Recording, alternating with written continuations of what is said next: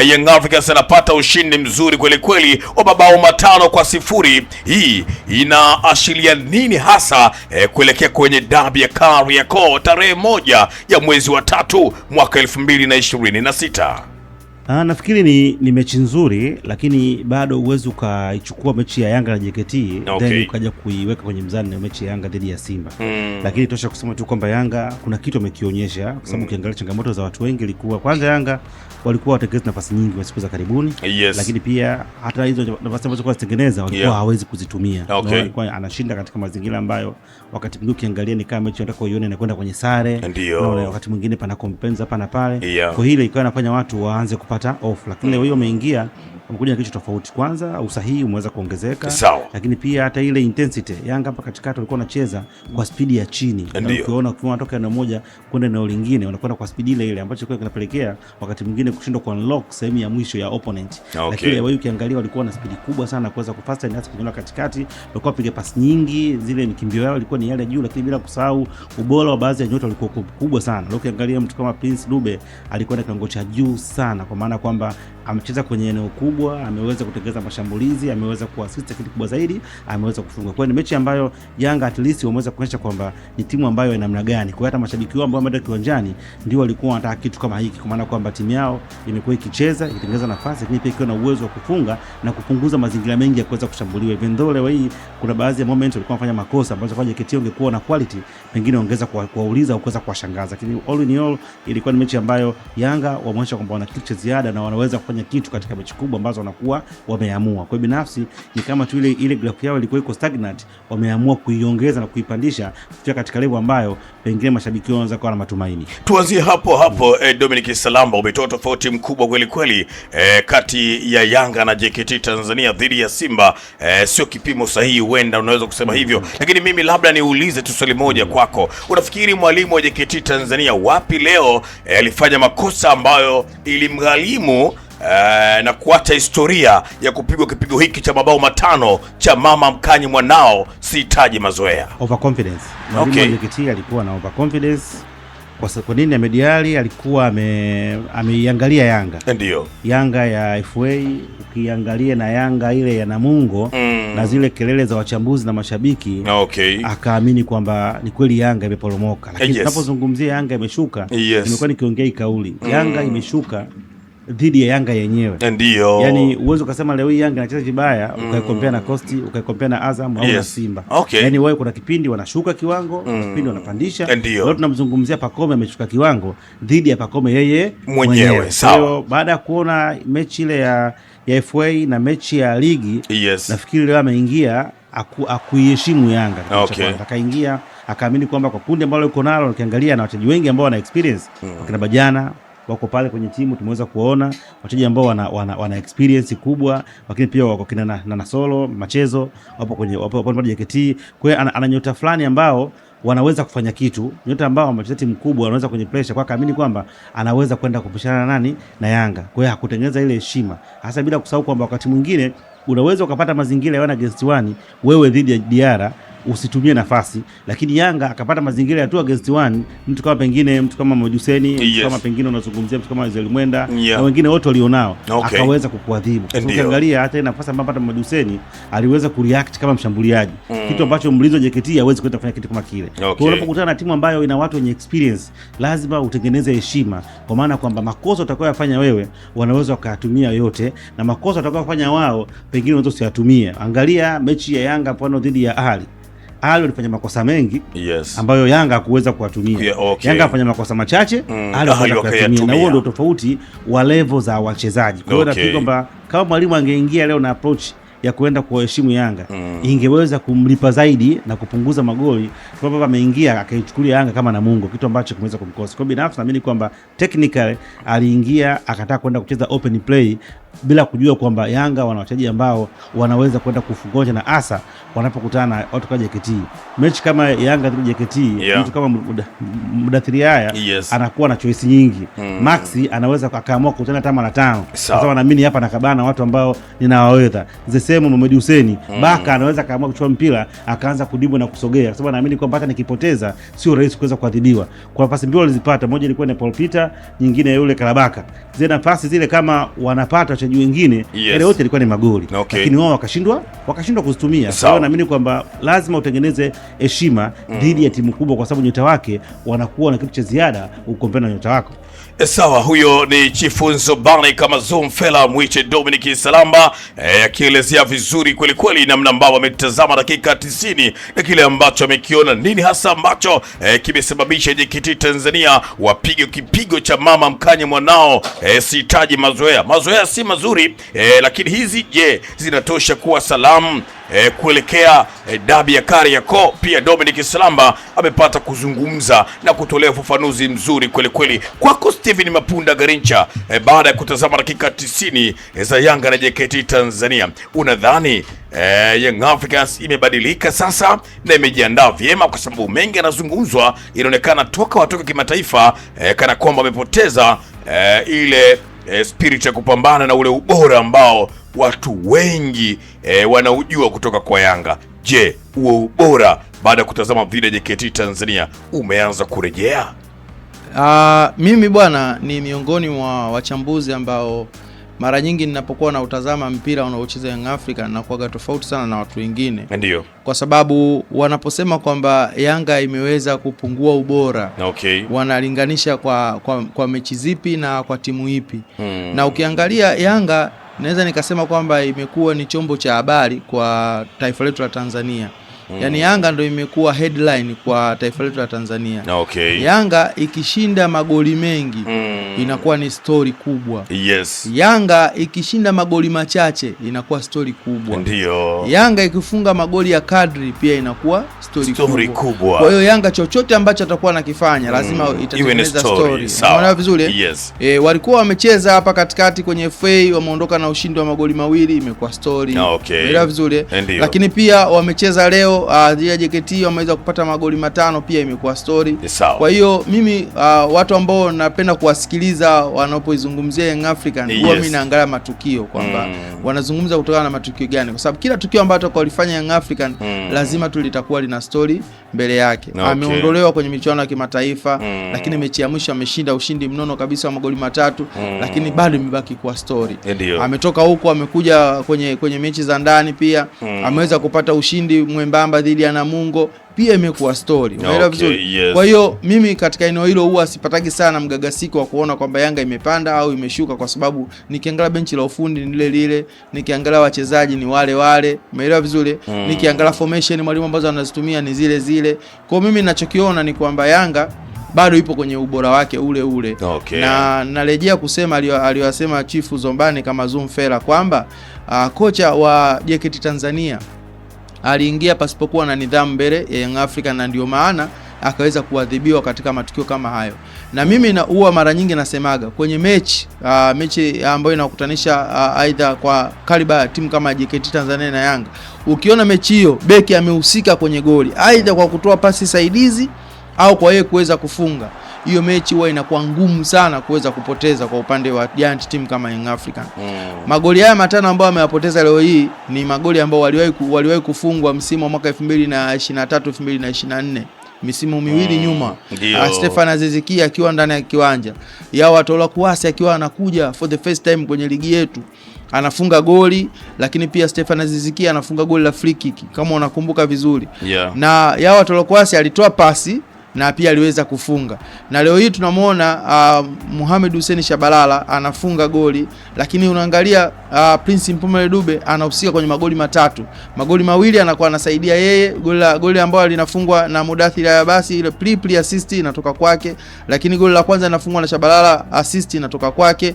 Lakini pia ukija kuangalia goli la 4 ambalo linafungwa, goli linatoka moja kwa moja katika miguu yake. Kwa hiyo unakuja kuona kabisa kwa upande wa Young African kwa ile idadi ya magoli ambao wameyafunga leo wameamua tu kwamba kila nafasi tunaoipata basi tuweze kuitumia effectively. Na huwezi kuona hata nafasi moja ambao waliweza kuipoteza sema hii nafasi ya wazi ambao wameweza kuipoteza Young African. Kwa hiyo mimi sijakuwa surprise kwa kile ambacho wamekionyesha Yanga, na wala sijawahi kuikatia tamaa Young African vile mpira ambao wanaocheza dhidi ya timu za daraja la kati kama JKT Tanzania. Sawa, hivyo ndivyo ambavyo Steven Mapunda Garincha na yeye anatoa maoni yake kwa kile ambacho amekishuhudia kwenye dakika 90 na zile chache za nyongeza ambazo zimefanya Young Africans waendeleze bwana furaha kweli kweli. Na nipite na message chache ambazo zinapata kutuma pale kwenye kurasa yetu pendo kweli kweli ya Salamba TV kwa maana ya YouTube. Message ni nyingi. Anasema bwana Mwajuma huyu Muhammad, amna lolote nyinyi Yanga, ndivyo ambavyo ameandika. Lakini Majaliwa Wilson anasema Salamba, tukutane Zanzibar, sisi ndiyo Yanga, tunazidi kugawa utamu tu. Hivyo ndivyo ambavyo ameandika Majaliwa Wilson. Lakini namsoma Swedi Haruni anasema kuhusu Manara is the best of the best speaker. Hivyo ndivyo ambavyo ameandika. Mdudu Komba anasema walete timu wasiwe waoga, leo tumechukua mazoezi ya mwisho kuelekea Zanzibar. Lakini Bongo Mix anasema vipi Simba wataleta timu hiyo tarehe 1? Amemalizia na alama yake ya kuuliza. Lakini Hisak bwana anasema ya kwamba timu kubwa, mpira mkubwa, tukutane Zanzibar, mtani si utakuwepo? Amemalizia kwa kicheko. Lakini Swedi pia anasema ya kwamba mara ya mwisho tulipiga na kichwani ila bado wakapumua. Hii ni ya kuzimisha mapigo ya moyo. Sasa Simba wakijichanganya watakwenda kuzimishwa mapigo ya moyo. Hivyo ndivyo ambavyo ameandika. Lakini Mdudu yeye anasema wanangu wa Yanga, msiwe na hofu leo, tumekuja mazoezini, mazoezi ya mwisho haya kuelekea siku ya Jumapili ndio pila litapigwa. Hivyo ndivyo ambavyo ameandika. Lakini pia Isaac Jonathan anasema yes, Yanga ndiyo headline kwa nchi hii, hakuna kama Yanga. Hivyo ndivyo ambavyo pia ameandika vizuri kweli kweli. Lakini kuna message nyingine inasema kwenye dabi Okelo ana goli moja, anayebisha ajitokeze tubeti. Namna hiyo utakwenda pale kwenye Davika na Salamba pia utakwenda kupata mambo mazuri kweli kweli. Yeye anaitwa Mwanahamada ameandika tu v, labda nataka andike vizuri. Lakini huyu anasoma Obadia amesema Yanga inatisha, tusubiri dabi. Hivyo ndivyo ambavyo ameandika, Yanga inatisha, tusubiri dabi. Narejea kwako Dominic Salamba. Kiwango bora kweli kweli leo pia kimepata kuonyeshwa na wachezaji wengi wa klabu ya Yanga baada ya kustupisha message hapa. Lakini bora zaidi watu wanaona ni kiwango cha mwana mfalme Prince Mpumelelo Dube. Kwako anastahili kuwa man of the match ama hakustahili kuwa mchezaji bora wa mchezo wa leo? Nafikiri ni man of the match ambaye amekaa na kuweza kupitisha hilo. Ameangalia fakta nyingi sana na mimi nimekuwa ni miongoni mwa watu ambao nimekuwa nikimtetea siku zote. Miongoni mwa wachezaji ambao nimekuwa binafsi nikiwahusudu, si kwa maana tu ya kile anachokifanya, lakini aina ya mpira ambao anaucheza. Unajua soka la kisasa limebadilika sana. Ni mpira ambao unataka timu iweze kupitia katika momenti zote kama timu. Zamani tulikuwa tuna safu ya ushambuliaji, kiungo cha ushambuliaji, tuna mawinga, safu ya kiungo cha ulinzi, mabeki na vitu vingine. Siku hizi timu nzima inaweza kupitia katika momenti zote. Timu yote inatakiwa iweze kushambulia na timu yote inatakiwa iweze kulinda. Yote inatakiwa iweze kujiandaa kwenye moment ya kuona mpira, kutokwenda kwenye mpira na vitu vingine vingi. Kwa hiyo Dube amekuwa akiofa vitu vingi. Cha kwanza ni mchezaji ambaye anakuwa ni sehemu ya timu. Yaani haumuiti mshambuliaji, unamuita mchezaji. Kwa maana kwamba anashuka chini, anaongeza namba katikati na anasaidia kwenye kutengeneza mashambulizi. Wakati mwingine anaweza akaanza kuinitiate yeye pasi ya 4 kabla pasi ya mwisho. Unanielewa sijui? Kwa hiyo anafanya eneo la katikati liweze kuwa na option. Yaani eneo ambalo yuko Mudathiri, eneo ambalo yuko Duke Abuya, eneo ambalo yuko Maxi, na yeye anakuwa ni sehemu ya mtu wa 4 na kutengeneza kuwa na option nyingi za kuweza kutoa mpira. Lakini pia ana uwezo wa kudribble, lakini pia ana uwezo wa kupiga pasi, lakini pia ana uwezo wa kuweza kupoza tempo ya mchezo na kuweza kuona mianya ya kuweza kushambulia, na anaweza akatokea pembeni na akatokea katikati. Kwa amekuwa wakati wote eneo ambalo anakuepo anakuwa na faida. Ukiangalia maeneo mengi ambayo anazunguka yeye, uwezo kwa compare na mtu kama Depu. Maana yake yeye ni mfungaji. Timu ikiwa iko nyuma hawezi kukuofa kitu. Okay. Anataka timu icheze, imkaribie, iweze kutengeneza mazingira mazuri ya kuweza kuscore. Unaweza kuona leo hii alipata nafasi 2 za mwanzo kwa dakika 7 na nyingine dakika kama 10 na kitu hakuzitumia. Okay. Lakini umetokea mpira wa aerial balls anakwenda na score. Sasa ni mtu ambaye anaweza kukaa kwenye nafasi na kuweza kuzitumia. Lakini Dube hakai kwenye nafasi, isipokuwa anazitengeneza nafasi kwenye movement. Ona goli la kwanza ambalo linafungwa, anatoka katikati, ana dribble, inapigwa 1-2, ya tatu anakuja anaangalia eneo, anamwekea Mohamed Hussein pasi, anaweza kuscore. Ona goli la pili, goli la tatu ambao alikuwa ameanza pasi ya tatu. Kwa hiyo ni mtu ambaye amekuwa ana faida nyingi ambazo mwalimu yoyote yule angeweza kumtumia. Kwa hiyo unapomtumia Dube, au mtumii tu kwenda kufunga, unamtumia kwa maana kwamba wewe kitokea nafasi aweze kuscore, lakini pia aweze kwenda kuwa na faida mbili. Faida ya kwanza kuweza kuassist, faida ya pili kwenda kuunlock defense na kuweza kuacha zile space ambazo wachezaji wengine wanaweza wakazitumia. Kwa hiyo binafsi nafikiri katika mechi leo hii alikuwa katika ubora wale ya juu. Pasi zake nyingi sana zilikuwa zinafika, zilikuwa pasi zenye macho, lakini pia alikuwa anapiga pasi kuelekea mbele na kufanya timu iweze kufanya acceleration vizuri, hasa kupitia kwenye plans. Kwako Steven Mapunda Garincha, pia nataka utuambie kiufundi zaidi, unafikiri ni kwa nini Dube amekuwa akizungumzwa na mashabiki wengi kwamba si mchezaji mzuri, na kuna wakati watu wanapiga kelele kweli kweli aletwe mbadala wake nini, wanakuja kina Depu, lakini kila mwalimu anayekuja bado lazima mtumie Dube. Kama sio mshambuliaji wa mwisho, basi atamtafutia position uwanjani ili kuonyesha kile ambacho yuko nacho. Unafikiri siri hasa kwa Dube ni nini, na nini hasa ambacho walimu wengi wanakiona kutoka kwake Prince Mpumelelo Dube, mwana mfalme? Soka la kisasa linambeba zaidi, tunasema kwamba sexy football, tofauti na mipira ya zamani ambao tunasema 4-4-2. Okay. Washambuliaji wawili, basi nyie kazi yenu ni kuhakikisha pale mpira ukija unatia kambani. Na kocha wangu mmoja Mluguru, huyu anaitwa Kadogoli. Yes. Anakuambia we nyie namba 7 na namba 11 nyie viberenge. Umeelewa vizuri? Namba 2 na namba 3 nyie kazi yenu akipiga cross mshambuliaji kaa chini ulie. Namba 1 ukiona mpira wavuni basi kaa chini ulie na ujilaumu sana. Umeelewa vizuri? Nye namba 6 na namba 8 nye injini ya timu. Umeelewa vizuri? Sasa mpira huo sasa hivi umebadilika. Umeona sasa hivi ni sex football. Unakuta kwamba mtu anaweza akawa namba 9 lakini akawa namba 9 ya uongo. Umeelewa vizuri? Unasema kwamba huyu bwana huyu namba 9 lakini namba 9 hii ni false number 9. Umeelewa vizuri? Mtu anaweza akawa namba 10 afu akawa ni hatari zaidi kuliko yule ambaye amegawa katika eneo la mwisho. Sasa vitu hivi vyote katika mpira wa kisasa anayekuofa zaidi ni Prince Mpumelelo Dube, na ndio ambaye anaweza akakupa hicho kitu kwamba wakati mwingine unaweza ukacheza na washambuliaji wawili kama leo Yanga walivyoingia. Waliingia na Depu, waliingia na Prince Mpumelelo Dube, lakini unaona mara kadhaa Prince akikubali kutokea pembeni, na hicho ndio kitu ambacho kinakuwa kina faida zaidi, lakini pia amekuwa na faida zaidi kwenye pasi, zile zinakuwa zina madhara zaidi. Leo tunaona pasi mbili moja kwa moja zinakwenda katika eneo la hatari na kwenda kuzalisha goli. Kwa hiyo unaona kabisa ni aina yake ya uchezaji inaweza kumvutia kila kocha, hususan kwa sasa mabadiliko makubwa yaliyofanyika katika soka. Kwa hiyo lazima uweze kuopt kuwa na mtu kama Prince Dube katika eneo lako la mwisho. Ila tu kwa mashabiki ni kwamba wanavyoambiwa kwamba huyu ni mshambuliaji, wao wana count tu kwamba mpira kwenda wavuni.